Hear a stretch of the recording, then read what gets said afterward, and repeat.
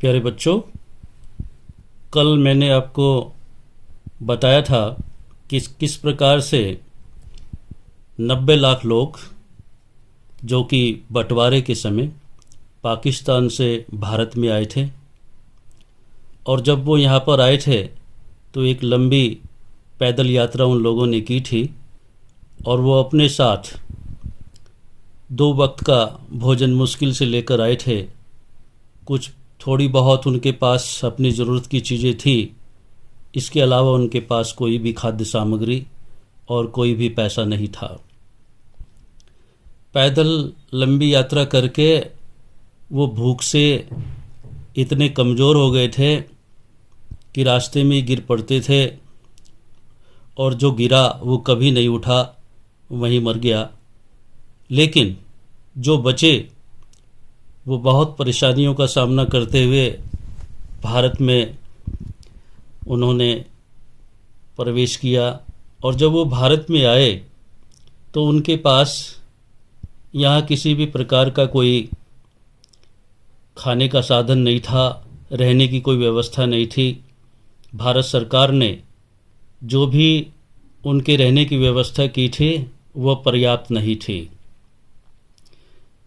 भारी संख्या में अपने रिश्तेदारों के साथ, अपने पारिवारिक लोगों के साथ जब वो यहाँ पर आए तो उन्हें सड़कों के किनारों पर घास फूस की झोंपड़ियाँ बनाकर या कपड़ों की झोपड़ी बनाकर रहना शुरू कर दिया था। और वो यहाँ पर अपनी जीविका चलाने की कोशिश कर रहे थे।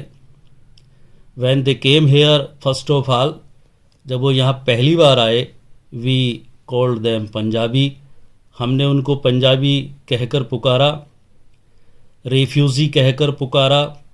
पंजाबी कहकर क्यों पुकारा? Because they came from Punjab, वो पंजाब से आए थे। बच्चों में बता दूं, उस समय पंजाब प्रांत जो भारत में है उसका भी बंटवारा हुआ था। आधा भाग उस पंजाब का पाकिस्तान में चला गया था और उस भाग में मोस्टली हिंदूज़ लोग रहते थे जो कि उस समय सब भारत में आए थे। चूँकि पंजाब से आए थे इसलिए उनको पंजाबी, रेफ्यूज़ी इन नामों से पुकारा गया। रेफ्यूज़ी बच्चों शरणार्थी को कहते हैं, ये बात मैं पहले भी बता चुका हूँ। यहाँ तक मैंने इस लेसन को कल फर्स्ट पार्ट में पूरा किया था। A few days after they started, कि जब उन्होंने अपनी यात्रा शुरू की थी उसके कुछ दिन बाद, they began to fall by the wayside, वे रास्ते में ही गिर पड़ते थे। From the weakness of hunger, भूख की कमजोरी के कारण, एंड डाइड वेयर दे फैल, और जहाँ भी गिर जाते थे वो वहीं मर जाते थे। तो बच्चों, अब आगे जो भी यहाँ पर आए उन्होंने किस प्रकार से फर्स्ट ऑफ ऑल अपना जीवन यापन किया। WC डगलस जो राइटर है, मैंने बताया था, अमेरिका की सुप्रीम कोर्ट का जज था। उसने आगे क्या लिखा है अपनी ऑटोबायोग्राफी में, जहाँ से कि ये आपका इस पार्ट का अंश लिया गया है। उसने कहा, the children selling baskets were sons and daughters of these refugees.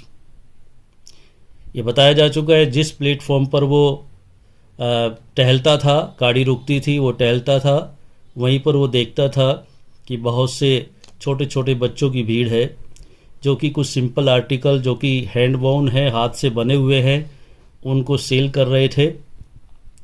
इस प्रकार से वो हर स्टेशन पर देखता था। तो वो कहता है, द चिल्ड्रन, ये बच्चे, सेलिंग बास्केट्स, जो टोकरियाँ बेच रहे थे, were sons and daughters of these refugees, इन्हीं शरणार्थी लोगों के बेटे बेटियां थी। दे और दियर पेरेंट्स, वे और उनके माता पिता और रिलेटिव्स और रिश्तेदार, हैड गैदर्ड, गैदर्ड का मीनिंग होता है इकट्ठे हो गए, इन द सिटीज़, अर्थात वे और उनके माता पिता, रिश्तेदार सभी शहरों में इकट्ठा हो गए थे। सेटिंग अप स्टॉल्स, उन्होंने अपनी अपनी दुकानें खोल ली थी, शुरू कर ली थी। मैन्युफैक्चरिंग, मैन्युफैक्चरिंग का अर्थ होता है उत्पादन करना। सिंपल आर्टिकल और साधारण प्रकार की चीज़ें उन्होंने बनाना शुरू कर दी थी। Trying to make a living जीविका को कहते हैं in markets already overcrowded. और उन्होंने अपनी जीविका को चलाना शुरू कर दिया था उन बाज़ारों में जो पहले से ही भीड़ से युक्त थी। They lived in cloth and grass sets, जैसा कि मैंने पहले ही बताया है उन्होंने कैसे रहना शुरू किया यहाँ पर आकर, जबकि यहाँ पर साधन पर्याप्त नहीं थे। दे लीव्ड इन क्लॉथ, कपड़े से बनी हुई, एंड ग्रास सेट्स, और सेट्स का मतलब घरों से है, छोटी छोटी झोपड़ियाँ जो बना ली जाती हैं। दैट लाइन का मतलब कतारों के रूप में, द स्ट्रीट्स गलियों में। उन्होंने गलियों में कतारों के रूप में घास और कपड़े की छोटी छोटी झोपड़ियाँ, छोटे छोटे घर बना लिए थे, उनमें रहना शुरू कर दिया था। द पेजेंट्स फार्मर्स को कहते हैं जो फार्मिंग करते हैं, खेती करते हैं।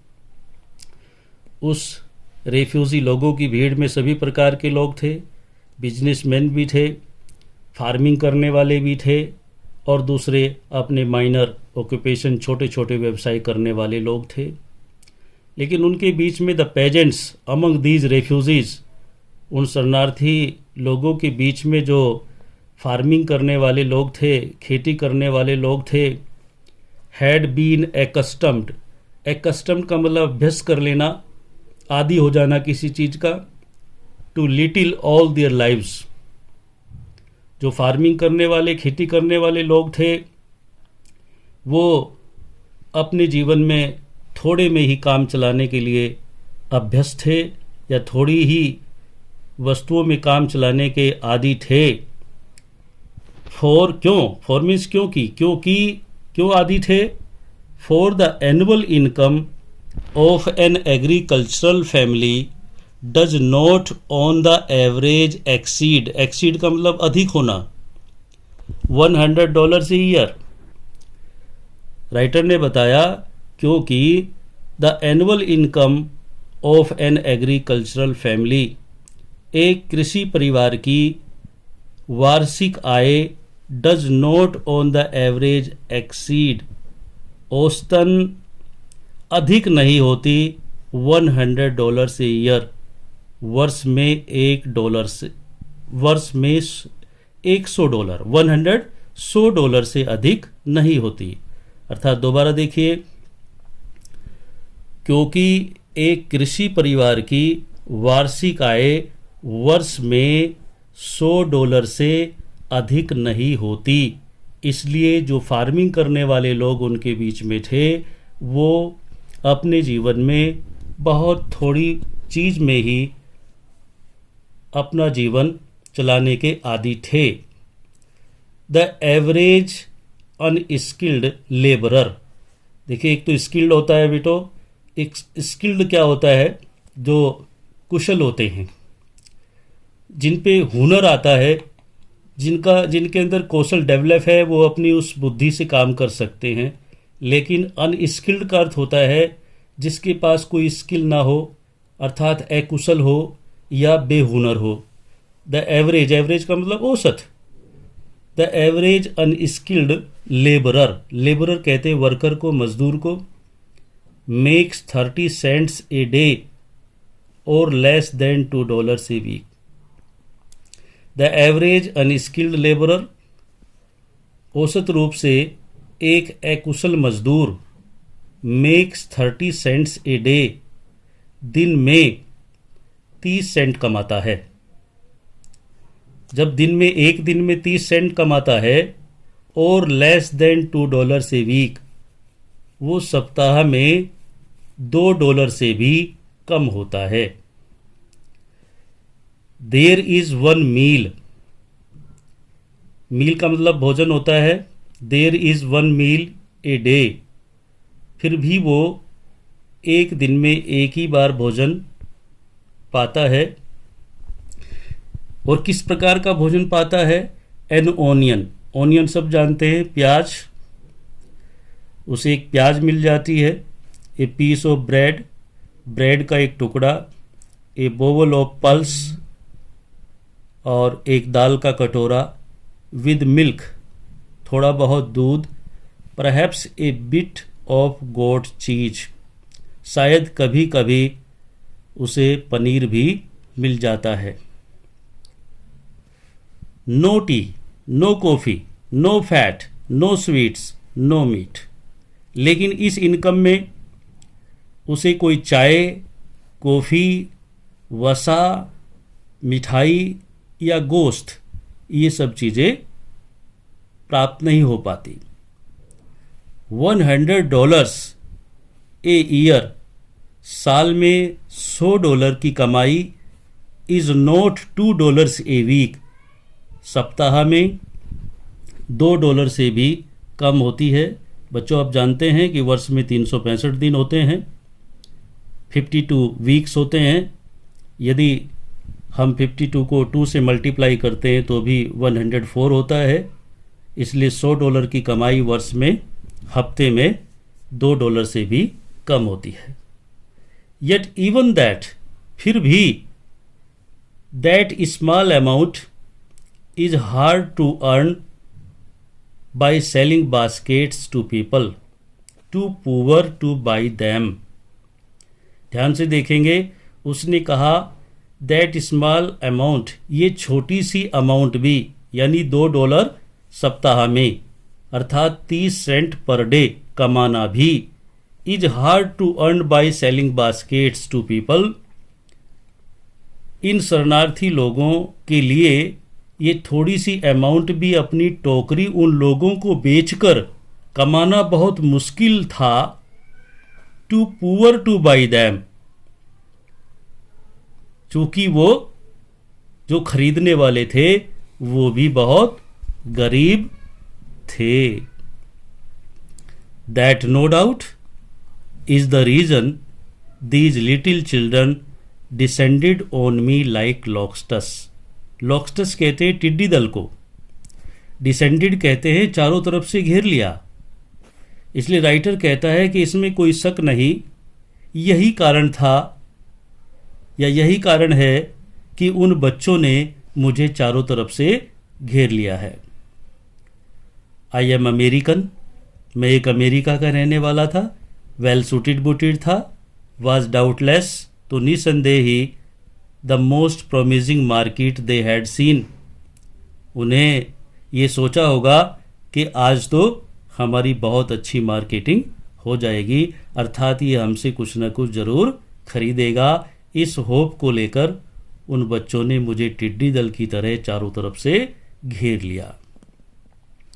अब राइटर कहता है, मैंने उन सभी के आर्टिकल्स देखे, वो सभी टोकरियाँ लिए हुए थे, कुछ पंखे लिए हुए थे, डिफरेंट टाइप्स ऑफ आर्टिकल्स, अलग अलग प्रकार के आर्टिकल्स थे जो कि हाथ से बने हुए थे। I bought one tiny basket for a few annas. Writer कहता है टाइनी का मतलब छोटी सी। मैंने एक छोटी सी टोकरी कुछ आने में खरीद ली। अनदर फ्रूट बास्केट, दूसरी फलों की टोकरी, फॉर ए बिट मोर, थोड़ा सा और ज़्यादा पैसों में खरीद ली। A beautiful waste paper basket for ₹1, ₹1 में मैंने एक बहुत ही सुंदर वेस्ट पेपर बास्केट खरीदी। A lovely sewing basket, sewing बच्चों सिलाई को कहते हैं, बास्केट फॉर ₹1, और एक बहुत ही सुंदर टोकरी मैंने ₹1 में सिलाई के लिए खरीदी, जिसमें कि मैं अपनी सिलाई से संबंधित सामान रख सकता था। A few fans for an anna और 2 ए पीस। इसके अलावा कुछ पंखे मैंने 1 आना और 2 पैसे में खरीदे। My arms were field, arms का मतलब यहाँ पर उसके पास कोई प्लेस ऐसा नहीं रहा जो कि भरा ना हो, उसके हाथ भी भरे हुए थे, बहुत सारा सामान वो खरीद चुका था। तो वो खुद कहता है कि माई आर्म्स वर फिल्ड, मेरी भुजाएं, मेरे हाथ दोनों भर गए थे। I had spent not 50 cents और अभी मेरे 50 सेंट भी खर्च नहीं हुए थे।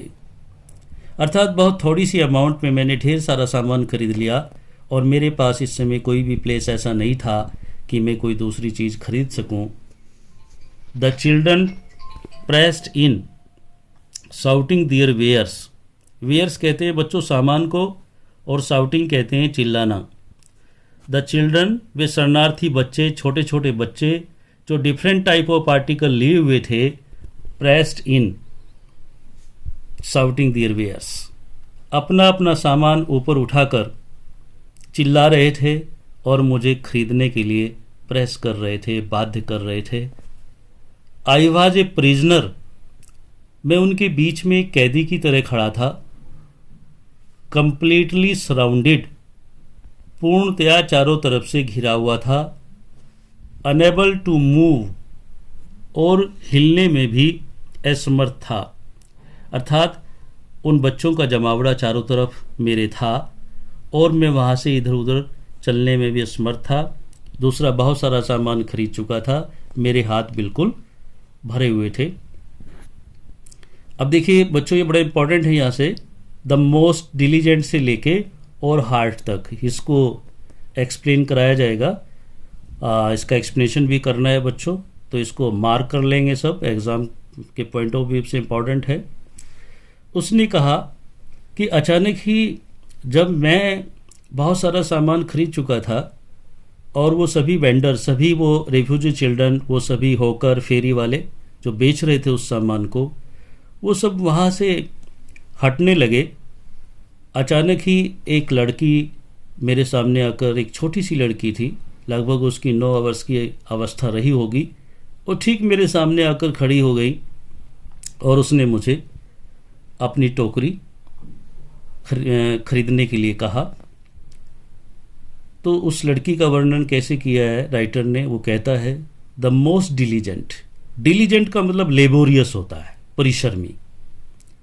एग्रेसिव, एग्रेसिव का मतलब होता है आक्रामक। अर्थात किसी अपने आर्टिकल को, जैसे कि जो फेरी वाले होते हैं, बढ़ चढ़ कर बेचते हैं, मोल भाव करके आप ले लो, उसकी खूबियाँ बताते हैं। बहुत ही एक्सपर्ट थी वो लड़की, छोटी सी लड़की थी। द मोस्ट डिलीजेंट, बहुत ही लेबोरियस। एग्रेसिव वेंडर, वेंडर कहते हैं बेचने वाले, और बहुत ही बढ़ चढ़ कर अपने सामान को बेचने वाली, आक्रामक रूप से अपने सामान को बेचने वाली। Was a beautiful girl of 9 वर्ष की एक बहुत ही सुंदर बालिका थी। Right in front of me, in front of का मतलब होता है सामने, वो ठीक मेरे सामने आकर खड़ी हो गई। She had a lovely basket with handle, उसके पास हाथ से पकड़ने वाली बहुत ही सुंदर टोकरियां थी। एंड शी वांटेड ए रूपी, और वे इसके लिए 1 रुपया चाहती थी। And A half,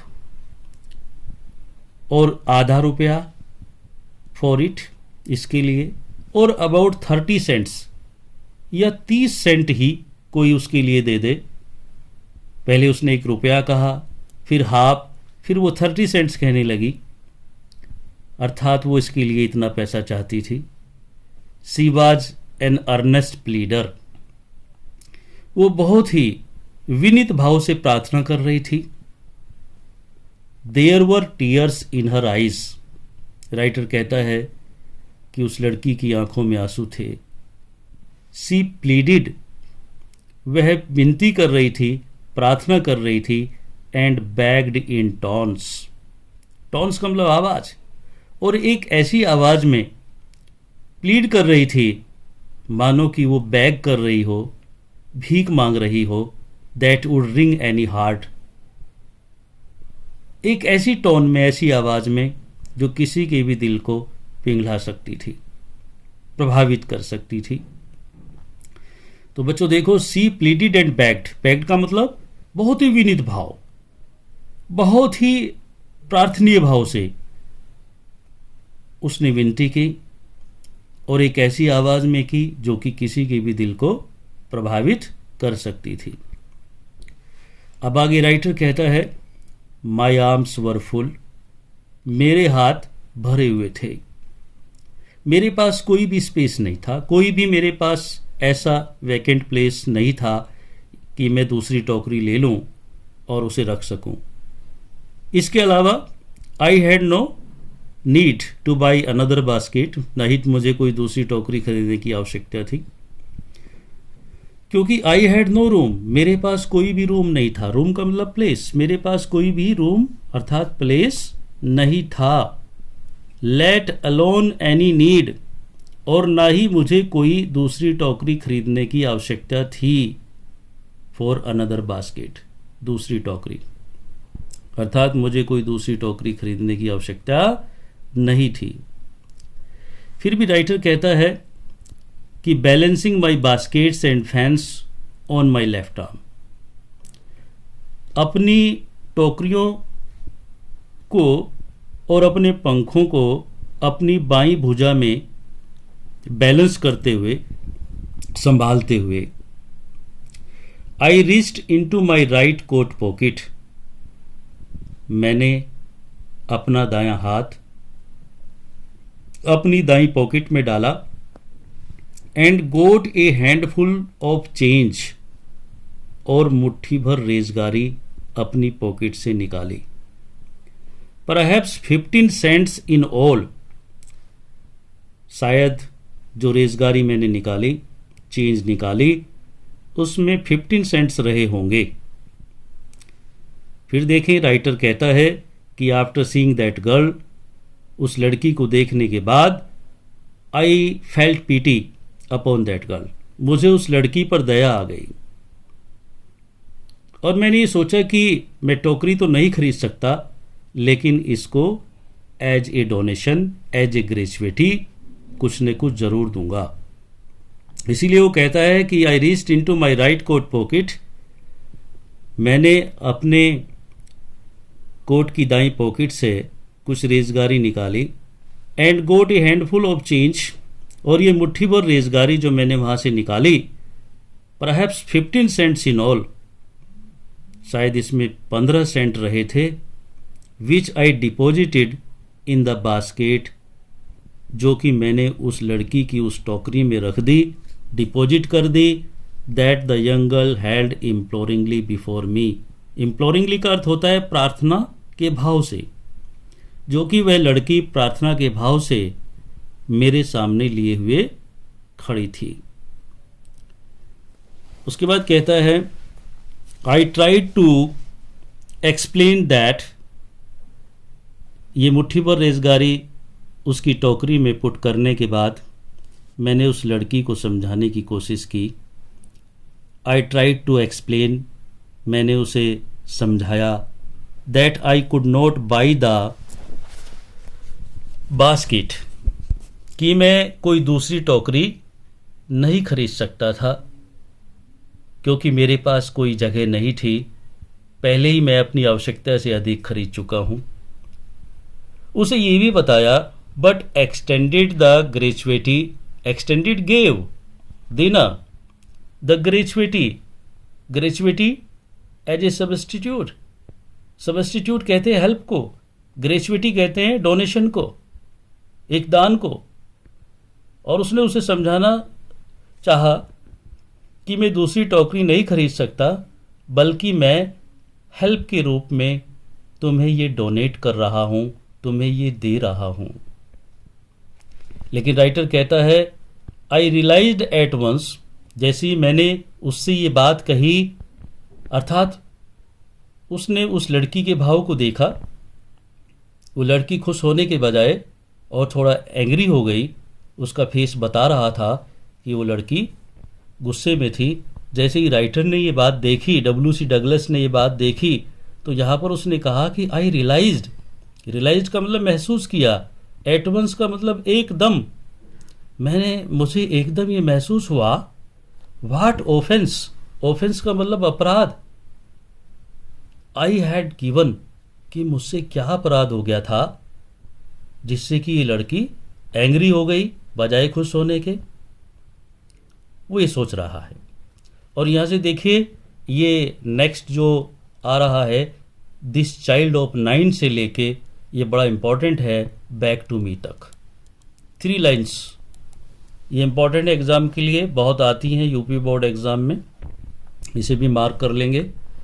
this child of 9, यह 9 वर्ष की बच्ची, ड्रेस जिसकी देखिए 9 वर्ष की आयु थी और जिसने इस प्रकार से रिएक्ट किया था मेरे उस हेल्प को देने पर, तो कहता है कि दिस चाइल्ड ऑफ 9, ये 9 वर्ष की बच्ची, ड्रेस्ड इन रेग्स, रेग्स का मतलब फटेहाल, जो फटेहाल कपड़े पहने हुए थी, and on the edge of starvation, starvation भुखमरी को कहते हैं, एज का मतलब कगार होता है, किनारा होता है, और जो भुखमरी के किनारे पर थी, रेज्ड हर चिन, चिन का मतलब ठोडी होता है, ठोडी से हमारा तात्पर्य यहाँ मुंह से है, रेज्ड हर चिन, उसने अपना मुंह थोड़ा ऊपर उठाया, रिस्ट इनटू द बास्केट, अपना हाथ अपनी बास्केट में डाला, और वो हैंडफुल चेंज जो मैंने उसकी बास्केट में रखी थी उसको उठाया, and with all the pride and graciousness of a lady, और एक औरत के गर्व एंड ग्रेसियसनेस, आत्म स्वाभिमान, एक लेडी के गर्व और आत्म स्वाभिमान के साथ, handed the money back to me, मेरा धन मुझे वापस लौटा दिया। मैं आई वाज असेम्ड में बड़ा लज्जित था। मैं सोच रहा था कि एक छोटी सी लड़की फटेहाल कपड़े पहने हुए है, भुखमरी के कगार पर है, और उसने बड़े गर्व और आत्म स्वाभिमान के साथ मुझे वो मेरा पैसा वापस लौटा दिया। और आई रियलाइज एट वंस, मुझे एकदम से महसूस हुआ जैसे कि वो मुझसे कह रही हो कि I am not a common beggar, मैं कोई आम भिखारी नहीं हूँ। If you want to give me this amount, यदि आप मुझे अमाउंट देना चाहते हैं तो first of all you must buy my basket, पहले मेरी आप टोकरी खरीदें। I will accept this amount only in exchange of my basket. There was only one thing I could do. अब राइटर कहता है कि there was only one thing I could do, अब मेरे पास केवल एक ही विकल्प था जो मैं कर सकता था। आई बोट द बास्केट, मैंने उसकी टोकरी को खरीद लिया। सी विप्ड हर आइज, उसने अपनी आंखों के आंसू पोंछे, विप्ड का मतलब पोंछे। स्माइल्ड, वह मुस्कुराई, and dashed down the platform, platform से दौड़ते हुए नीचे की ओर चली गई। हेडेड फॉर सम ग्रास हट, फिर वो अपनी घास की झोपड़ी की ओर चली गई। दैट वुड हैव एटलीस्ट मैंने कम से कम 30 सेंट्स दैट नाइट, वो इस बात से खुश थी कि कम से कम उसके पास उस रात 30 सेंट्स थे। अब राइटर कहता है कि जब मैं दिल्ली से बरेली गया और बरेली से रानीखेत गया, उसके बाद मैं रानीखेत से वापस लौटा दिल्ली, तो at that time Pandit Jawaharlal Nehru was the prime minister of India. उनके साथ रात को मेरा डिनर था, मेरी मीटिंग थी। जब मैं उनसे मिला तो कहता है कि I told this story to prime minister Pandit Jawaharlal Nehru, मैंने ये पूरी कहानी प्रधानमंत्री पंडित जवाहरलाल नेहरू को बताई। आई टोल्ड हिम, मैंने उसे बताया, इट वाज वन रीजन, कि ये वो कारण था, I had fallen in love with India, कि मुझे भारत से प्यार हो गया था। उसके बाद ये सबसे लास्ट पैरा है, द पीपल आई सा इन इंडिया, और लास्ट तक ये पैरा इंपॉर्टेंट रहेगा, इसे भी मार्क करें। अब देखिए और क्या बताया उसने। कहा द पीपल आई सा इन इंडिया, भारत में मैंने जिन लोगों को देखा, अर्थात जिन लोगों से मैं मिला। इन द विलेज, चाहे वो गांव का रहने वाला हो, as well as those in high office, या वो शहर का रहने वाला हो, अर्थात चाहे वो विलेजर हो या वो सिटीजन हो। Have both pride and lively sense of decency and citizenship, decency आत्मसम्मान को कहते हैं, सिटीजनशिप नागरिकता, प्राइड गर्व। कहता है कि भारत में मैं जिन लोगों से मिला, चाहे वो गांव का रहने वाला ग्रामीण हो, चाहे वो शहर का रहने वाला शहरी हो, बोथ प्राइड, दोनों के अंदर मैंने एक गर्व देखा है, and A lively sense of decency and citizenship. उनके अंदर मैंने आत्मसम्मान की जीती जागती भावना देखी है, एंड सिटीजनशिप, और उन्हें इस बात पर प्राउड है कि उन्हें भारत जैसे देश की नागरिकता मिली है। They also have a passion for independence, उनके अंदर आज़ादी की भी भावना है। दिस ब्यूटीफुल चाइल्ड, ये सुंदर बच्ची जिसकी आयु 9 वर्ष की थी, इन स्क्वेलर गंदगी, एंड पॉवर्टी गरीबी, जिसका जन्म गंदगी में हुआ, एंड पॉवर्टी, और जिसका पालन पोषण गरीबी में हुआ, अनएजुकेटेड इन बोथ, जो दोनों ही तरह से अशिक्षित थी। ग्रामर का मतलब सी नेवर स्कूल्ड, वो कभी स्कूल नहीं गई। एंड मैनर्स कहाँ से आते हैं? फ्रेंड सर्कल से आते हैं। उसकी कोई सहेलियाँ भी नहीं थी, फ्रेंड सर्कल भी नहीं था जहाँ से कि हम कुछ अच्छी बातें सीखते हैं। तो वो दोनों ही चीज़ों में अशिक्षित थी, ग्रामर एंड मैनर्स, स्कूली शिक्षा में भी और व्यवहारिक शिक्षा में भी। हैड गिवन मी ए ग्लिम्पस कहते हैं झलक, of the warm sound of India, लेकिन उसने भी भारत की आत्मा की एक झलक मेरे सामने प्रस्तुत की थी। So I was much impressed by the behaviour of that girl, मैं उस लड़की के व्यवहार से बहुत खुश हुआ। दैट इज़ वाई, और यही कारण है, I had fallen in love in India, मुझे भारत से प्यार हो गया। बच्चों में बता दूं, बताना चाहूँगा आपको कि ये लेसन कैसे लिखा गया, क्या हुआ। ये सारी यादगारें वो समेट कर अमेरिका चला गया, और उसके बाद रह कर ये उस लड़की का वो दृश्य उसकी आंखों के सामने से नहीं हटता था। और उसने अपनी ऑटोबायोग्राफी में लिखा कि जब 2 वर्ष हो गए और ये बात मैं कभी भुला नहीं सका, मैंने इस पूरी कहानी को, अपने भ्रमण की उस यादगार को अपनी ऑटोबायोग्राफी में लिख दिया। और जहाँ उसने ऑटोबायोग्राफी में लिखा है, वहीं उसकी ऑटोबायोग्राफी से ये piece of this lesson has been taken, वहीं से ये लिया गया है। और बच्चों, ये पाठ पूरा हो गया है।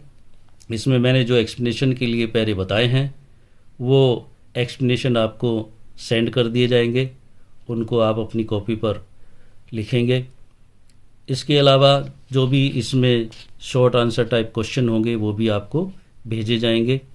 मैंने बताया था कि 4 पार्ट में इसको टीच किया जाएगा। 3rd पार्ट में एक्सप्लेनेशन है और 4th पार्ट में क्वेश्चन जो इसके इम्पॉर्टेंट हैं इस साल के लिए, वो सब तुम्हें सेंड किए जाएंगे, पढ़ाए जाएंगे, उनकी हिंदी भी पढ़ाई जाएगी 4th पार्ट में। 3rd पार्ट में कल एक्सप्लेनेशन लेंगे। मैं होप रखता हूँ कि सभी बच्चे अच्छे से इसको तैयार करेंगे, और जो प्रॉब्लम्स हैं, किसी वर्ड का कोई मीनिंग नहीं आता तो उसको लिखेंगे मैसेज से, वो आपकी प्रॉब्लम दूर कर दी जाएगी।